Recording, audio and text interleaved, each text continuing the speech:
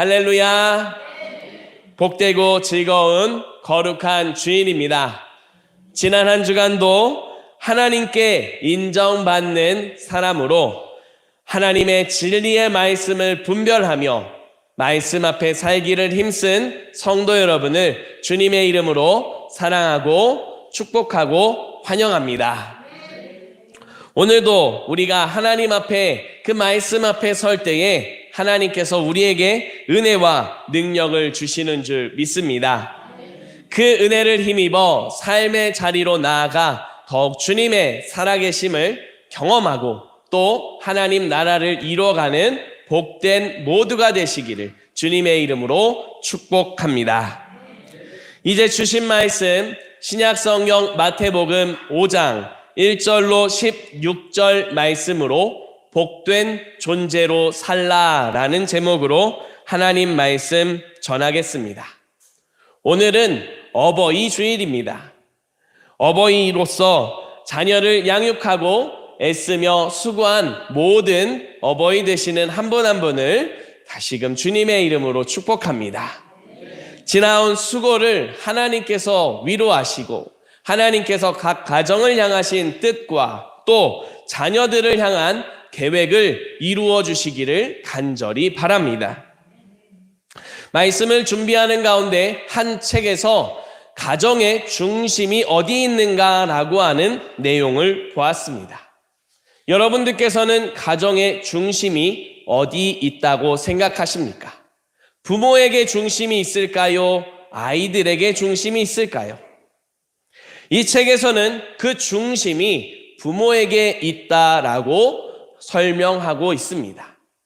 자녀에게 중심을 둔다면 그 가정의 중심이 엉뚱한 곳으로 향하게 되고 그 가정이 자칫 위태해질 수 있는 위기를 만날 수 있다라고 말합니다.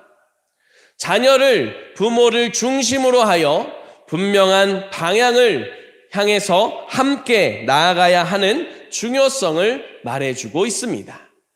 특별히 그 부모는 자기 자신들의 뜻과 계획의 기준을 삼는 것이 아니라 하나님께 중심을 두고 하나님이 기뻐하시는 인간상, 자아상을 살아내고 또 자녀에게 그 삶을 가르쳐야 한다라고 말해주고 있는 걸 보았습니다.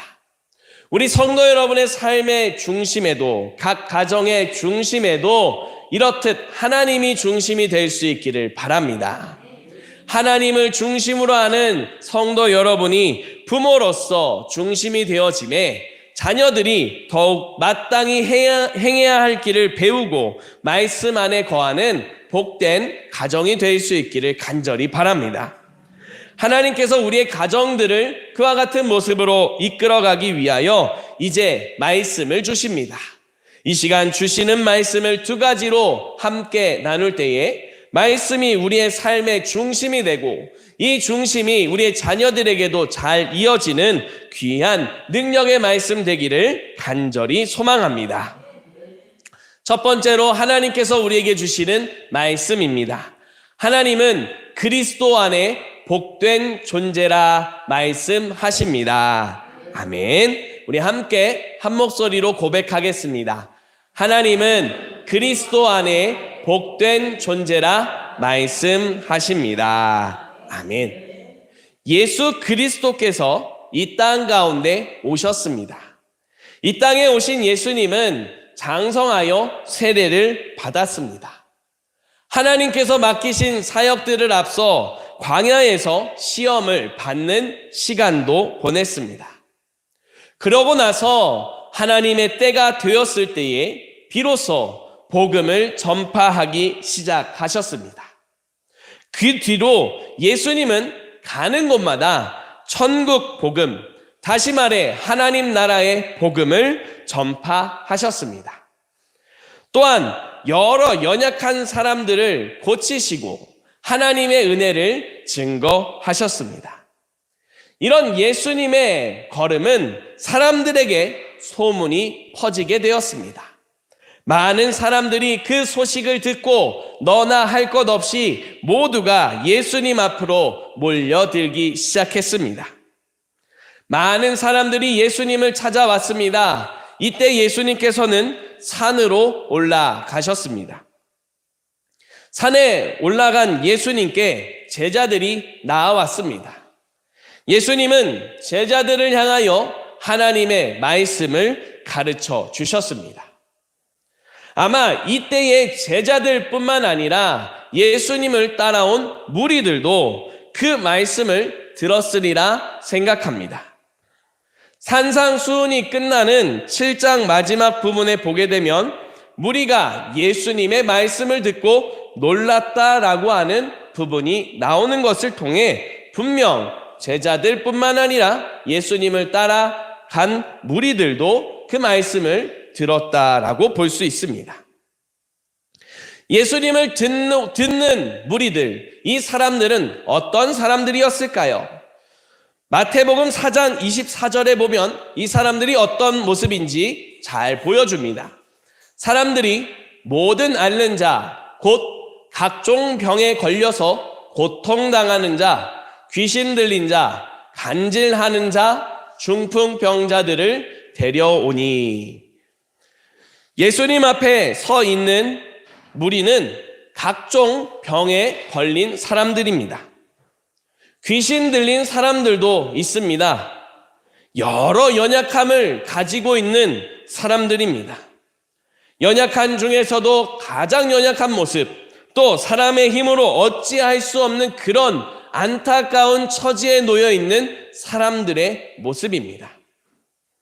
이런 사람들을 보고 있노라면 이 사람들이 복된 존재다라고 생각할 수 있을까라고 하는 생각을 합니다. 오늘 우리에게 주신 말씀은 산상수훈 5장부터 7장에 이어지는 산상수훈의 시작 부분입니다.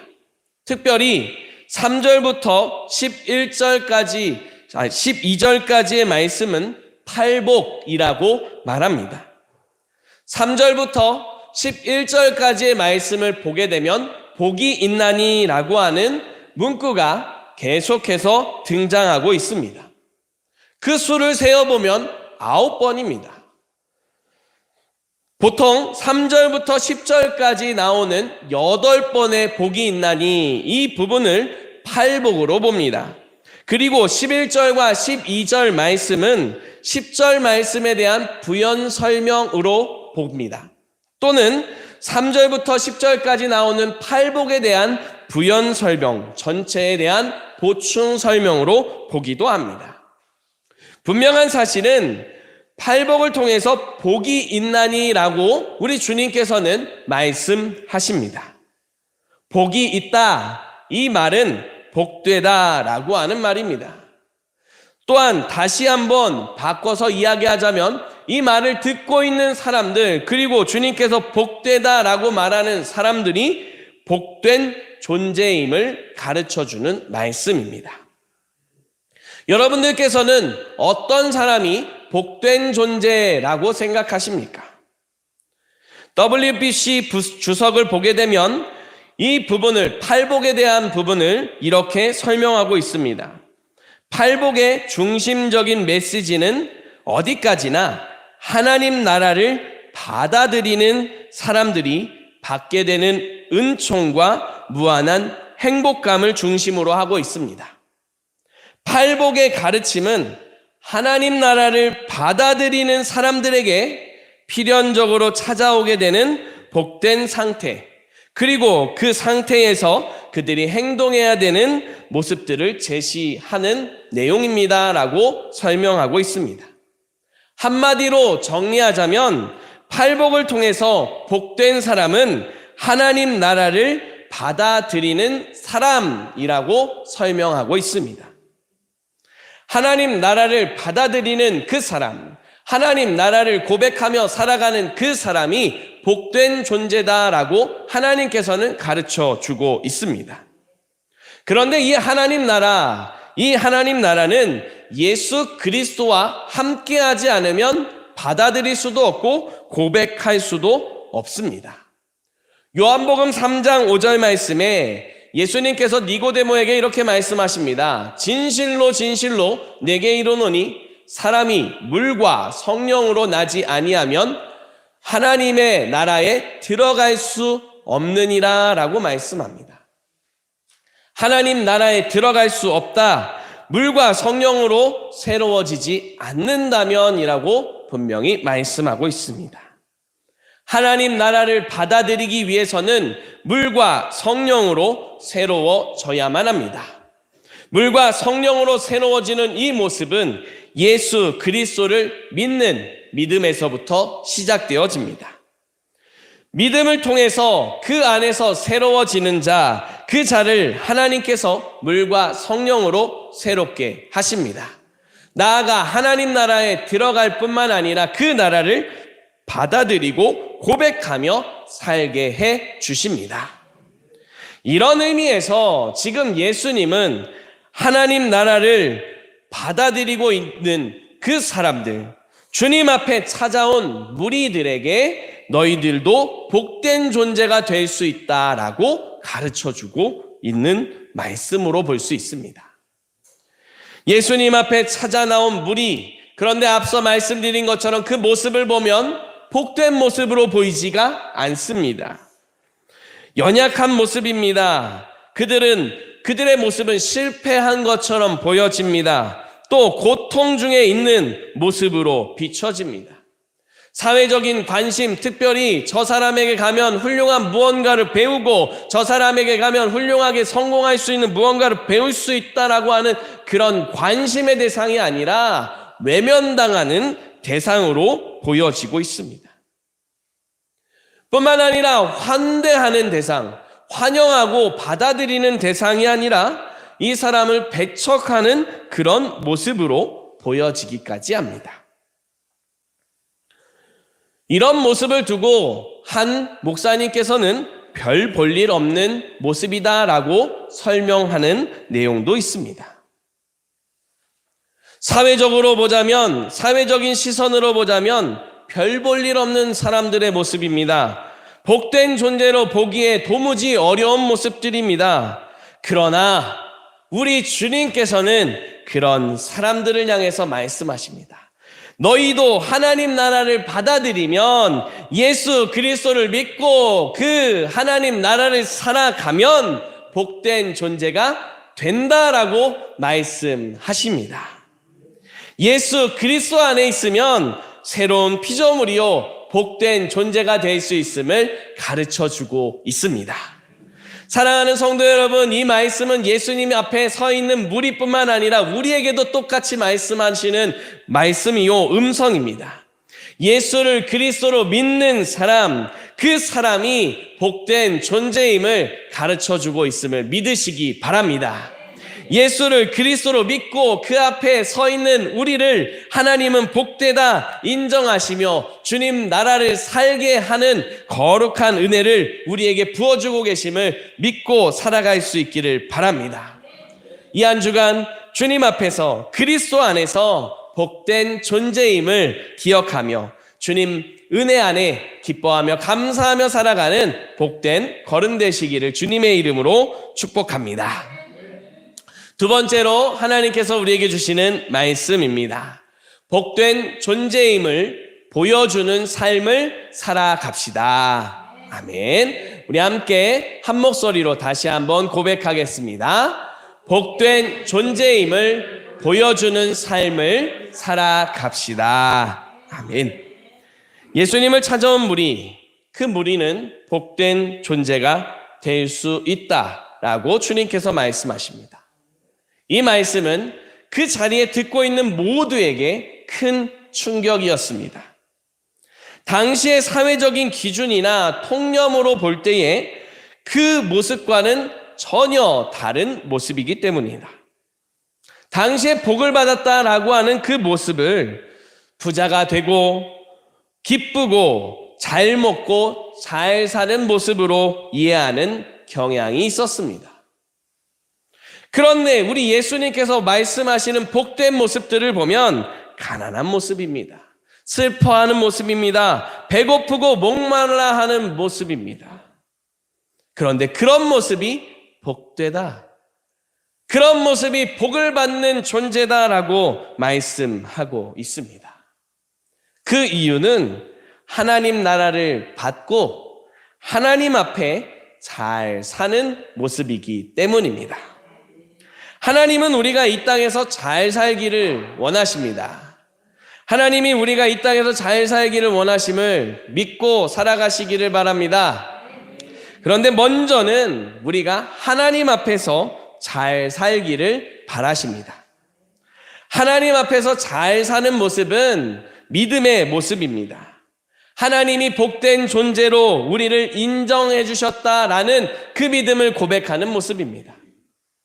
앞서 살펴본 사람들의 모습처럼 사회적인 기준으로 바라보고 사회적인 그런 생각으로 기준으로 바라볼 때 복되지 않은 모습처럼 우리가 복을 받지 않은 것처럼 보여지는 그런 때에도 여전히 변함없이 하나님이 나를 복되다 하셨다라고 하는 믿음으로 살아가는 모습입니다. 또한 복된 존재로 살아가면서 하나님의 그 복된 역사를 이루는 모습이 바로 하나님 앞에 잘 사는 모습입니다. 예수님께서는 이렇게 하나님 앞에 잘 사는 모습, 복된 존재로 잘 살아가는 사람들의 모습을 세상의 소금이라고 말씀하셨습니다. 또한 세상의 빛이다라고 말씀하셨습니다. 세상의 소금으로, 세상의 빛으로 살아가야 할 때 어떻게 살아가야 하는지도 우리 주님께서는 분명하게 가르쳐 주십니다. 16절 말씀입니다. 우리가 함께 16절 말씀을 한 목소리로 같이 읽겠습니다. 이같이 너희 빛이 사람 앞에 비치게 하여 그들로 너희 착한 행실을 보고 하늘에 계신 너희 아버지께 영광을 돌리게 하라. 아멘. 예수님 안에 복된 존재로 인정받았음을 고백하는 사람입니다. 그 사람은 예수님 안에서 복된 존재로 살아갈 수 있습니다. 우리가 하나님 앞에 복된 존재로 하나님 앞에 잘 사는 모습으로 살기를 원하십니다라는 하나님의 뜻을 보여주는 모습을 가르쳐주고 있습니다. 하나님께서는 믿음의 한 사람 한 사람, 하나님 앞에 복된 존재인 우리 한 사람 한 사람을 통해 그 뜻을 분명히 증거하십니다. 하나님의 은혜가 선포되어지고 고백되어지도록 역사하십니다. 먼저 예수님의 말씀을 듣고 있는 제자들이 복된 존재임을 깨닫는 역사가 일어납니다. 이 사람들은 이제 복된 존재임을 깨닫고 다른 사람들에게도 가서 당신도 복된 존재입니다. 복된 존재로 살아갈 수 있습니다. 라고 증거하게 하셨습니다. 지금 예수님 앞에 모여있는 사람들에게 먼저 가까이 가서 증거하게 하셨습니다. 예수님 앞에 모여있는 사람들의 모습, 그들의 어둠을 생각해 봅니다. 이 사람들은 심리적으로 어두운 상태입니다. 몸이 아프고 가족이 연약한 상태입니다. 가난하고 배가 고프고 굶주린 상태에 놓여 있어서 심리적으로 어두운 상태 가운데 놓여 있습니다. 심리적일 뿐만 아니라 그들은 신앙적으로도 어두움 가운데 있습니다. 하나님 앞에 잘 사는 모습이 무엇인지 깨닫지 못하고 있습니다. 하나님 앞에 자신의 모습이 어떠하든 그것을 떠나서 복된 존재임을 깨닫게 하시는 하나님의 사랑을, 그 은혜를 깨닫지 못하고 있습니다. 주님 앞에 복된 존재임을 깨닫지 못하는 그들의 삶은 신앙적으로 어두운 상태입니다. 이렇듯 심리적으로 또 신앙적으로 또 실제로 그들의 육신의 삶의 자리에 어두움이 있는 그들에게 다가가 하나님의 빛을 비추게 하셨습니다. 이제 제자들은 나아가서 그들에게 증거해야 되는 겁니다. 복된 존재입니다. 하나님이 우리를 밝혀주십니다. 라고 하는 그 증거를 분명하게 해야 하는 모습입니다. 그런데 이것을 할 때 그들은 아무 조건 없이 해야 하는 겁니다. 김병삼 목사님의 하나님의 숨결이라는 책에 보게 되면 예수님 당시 사회의 나눔 또 섬김에 대해서 이렇게 설명하고 있는 걸 볼 수 있습니다. 당시 나눔은 언젠가 보답할 수 있는 사람에게 먼저 무언가 주는 행위를 뜻합니다. 후하게 베푸는 이유는 후하게 받기 위해서입니다 라고 설명하고 있습니다. 그러니까 무언가 나누고 무언가 섬기고 하는 것은 나중에 언젠가는 그것에 대한 보답을 받는다라고 하는 겁니다. 그 사람이 나에게 나누어 줄 수 있고 그 사람이 나를 섬길 수 있는 사람이어야 섬긴다는 겁니다. 이런 상태에서 벗어난 사람들입니다. 약자들, 특별히 고아나 과부, 이 사람들이 정말 진정한 관용의 대상인데 그들에게서 얻을 게 없으니 그들을 섬기지 않고 외면하고 배척하는 모습이었습니다. 그런데 우리 주님께서는 그 사람들을 도리어 더 사랑하고 섬겨야 된다라고 가르쳐주고 있습니다. 그때 당시에 후하게 받기 위해서 후하게 섬기는 그런 모습이 아니라 아무 조건 없이 받지 못한다고 해도 이유 없이 그저 주님께 받은 그 사랑, 하나님이 나를 복되다 하신 그 은혜에 감격하여 섬기는 그 모습을 말씀하십니다. 우리 주님께서 우리를 어떻게 섬겨주셨습니까? 우리 주님께서 우리에게 어떻게 그 은혜를 나누어 주셨습니까? 자기의 모든 것을 십자가에서 내어주시며 우리를 섬겨주셨습니다. 그 십자가에서 죽으시며 우리를 향한 그 생명을 하나님의 은혜를 나누어 주셨습니다. 그 은혜를 받은 사람으로 복된 존재로서 나아가 이제 그 사랑을 조건 없이 우리 주님께서 섬겨주신 것처럼 섬기며 살게 하셨습니다. 이런 모습을 이제 우리도 이어서 살아가야 합니다. 앞서 말씀드린 대로 특별히 먼저 우리는 가정에서 이 같은 삶을 살아가야 합니다. 어버이 주일입니다. 어버이 주일로서 애써 수고하며 양육하고 훈육하고 아이들을 또 자녀들을 잘 키운 성도 여러분에게 더욱 은혜가 되는 말씀을 전해야 되는 줄로 압니다. 그런데 그 말씀에는 이면에는 이런 하나님의 뜻도 있습니다. 우리가 삶의 자리에서 복된 존재라고 하는 사실을 보여주어야 된다라고 하는 겁니다. 자녀들이 무엇을 보고 배우겠습니까? 성도 여러분들의 삶을 보고 배웁니다. 부모된 이들의 삶을 보고 배웁니다.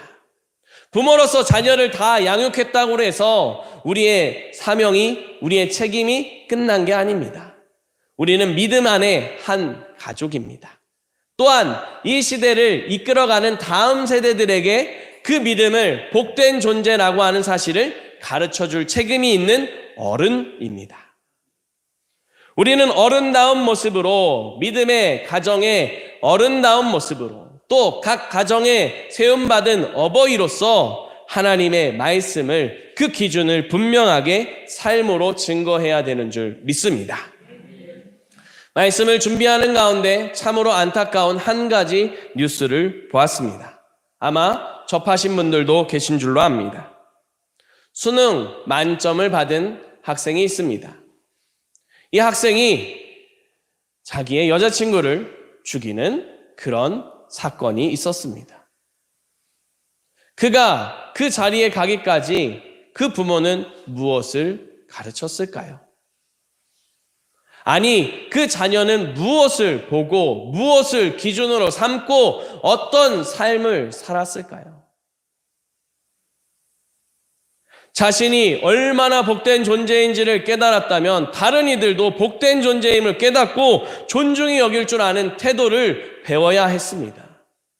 그저 수능에 만점 받는 것이 중요한 줄로 알고 그것만 열심히 달려갔던 그 인생이 떨어지는 안타까운 모습을 보며 우리의 삶의 자리에 우리의 자녀들이, 우리의 다음 세대가 무엇을, 어떤 기준을 바라봐야 할지에 대해서 다시금 깊이 생각하는 시간을 가졌습니다. 사랑하는 성도 여러분, 어버이 주일을 보내며 성도 여러분에게 다시 한번 우리의 믿음의 사명에 대해서 다시 한번 도전을 하고 결단하는 시간을 갖기를 바랍니다. 성도 여러분, 지금까지 수고하며 헌신하신 것 참 감사하고 존경을 표합니다. 그렇게 지금까지 지나온 시간들처럼 앞으로도 그 존경스러운 모습을, 신앙에 감사한 그 모습을 잘 지켜가실 수 있기를 간절히 부탁드립니다. 하나님이 나의 삶의 중심이고 그 주님 앞에 살아가는 나의 삶이 복된 모습임을 삶으로 보여주실 수 있기를 바랍니다. 그 모습이 자녀들에게, 또 자손들에게, 우리의 믿음의 후손들에게 잘 전달될 수 있기를 간절히 바랍니다. 그렇게 전달되는 가장 좋은 방법이 다시 한번 말씀드리지만 우리의 삶에서 보여지는 겁니다. 우리의 삶에서 보여지기 위해서는 우리가 먼저 고백해야 합니다. 성도 여러분 한 분 한 분이 하나님 앞에 복된 존재임을 믿으시기 바랍니다. 여러분들을 복된 존재로 세우시고 여러분들을 통해 기뻐하시고 하나님의 뜻을 이루시는 그 주님을 깊이 다시 한번 경험하는 복된 한 주간 되시기를 간절히 바랍니다. 그런 성도 여러분의 믿음의 경험이, 믿음의 고백이 우리 많은 사람들에게, 각 가정과 삶의 자리에 만나는 모든 사람들에게 잘 증거되는 이 한 주간 되시기를 주님의 이름으로 축복합니다. 기도드리겠습니다. 하나님 감사합니다. 저희를 믿음의 사람으로 세워주시고 복된 존재로 살게 하심에 감사드립니다. 이 한 주간 하나님 앞에 복된 존재임을 다시금 고백할 수 있도록 은혜를 더하여 주시옵소서. 그 은혜가 우리의 삶의 자리에, 가정과 만나는 모든 이들에게 잘 증거될 수 있도록 역사하여 주시옵소서. 그리하여 우리가 속한 가정과 삶의 자리에 하나님 나라가 이루어지게 하여 주시옵소서. 하나님 중심으로 복된 존재로 기쁨과 감사함이 넘치는 걸음이 되어지도록 성령님 인도하여 주시옵소서. 우리 구주 예수 그리스도의 이름으로 기도드립니다. 아멘.